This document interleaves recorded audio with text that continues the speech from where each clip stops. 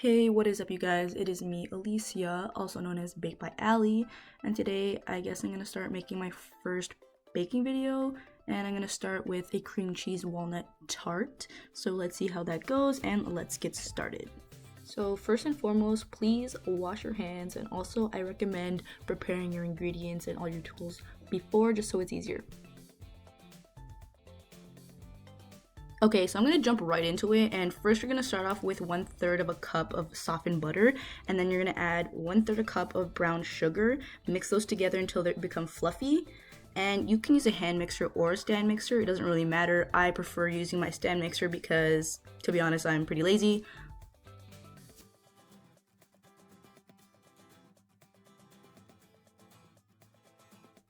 So once you're done mixing the brown sugar and the butter, it should kind of look like wet sand. Now you're gonna add your flour and mix it with the butter and the sugar until it's fully incorporated. So now you have your bake/crust. You're gonna pop that in the oven for 12 minutes at 350 degrees.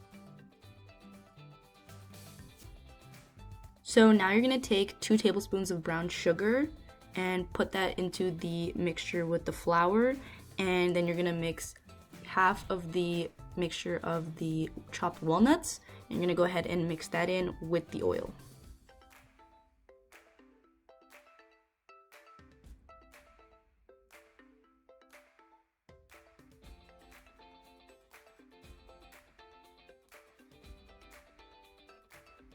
And once you're done that, you can just go ahead and put it to the side.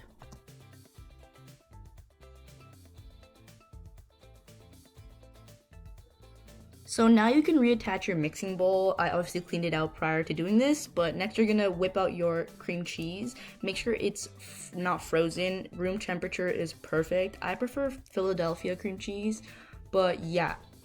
Anyways, I kind of look like I'm struggling trying to open this, but what else is new? So once you have your cream cheese in, you want to add a 1/4 cup of granulated sugar, mix those together and make sure they are fully incorporated. Now, an important thing to do when you're mixing these is stop halfway and use like a spatula and go ahead and scrape them down the sides just so you can get all of the ingredients mixed in well.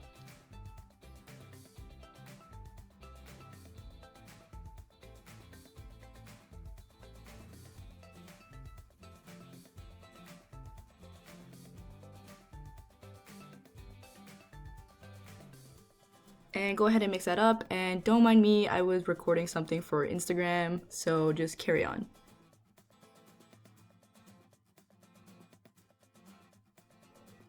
Also, you can see that I was trying to eat the batter off my hands, and if you've ever baked and got some on yourself and didn't try to eat it, then you're probably lying to yourself.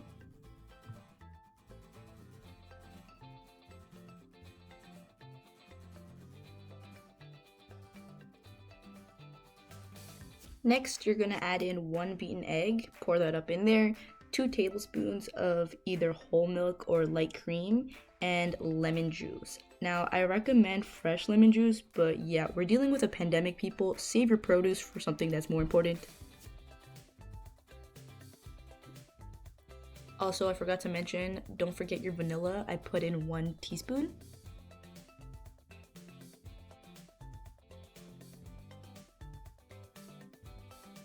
So by now your crust should be ready, and you can just go ahead and take that out of the oven and let it cool for a bit.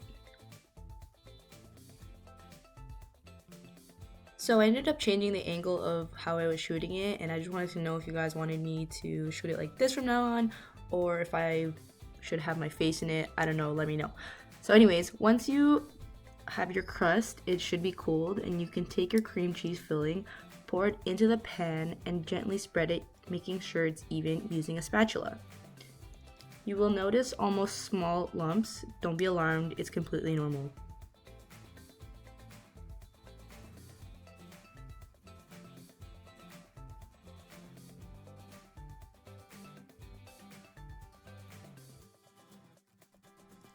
Next, you can go ahead and grab your walnut mixture and distribute that over the surface of the filling. And to be honest, the more the merrier.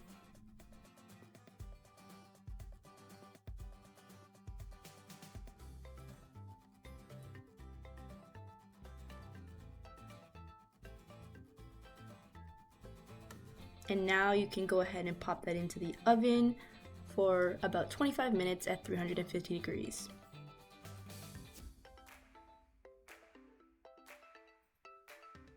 So once your 25 minutes is finally up, you're gonna take it out of the oven and let it chill for roughly up to an hour, if not longer. You can pop it in the fridge just to let it cool. And finally, for the piece de resistance, you can go ahead and cut them in any shape you want. I did mine in squares. The recipe calls for triangles, but it's a free country. You can do whatever you want. And lastly, you can eat them and enjoy them with friends.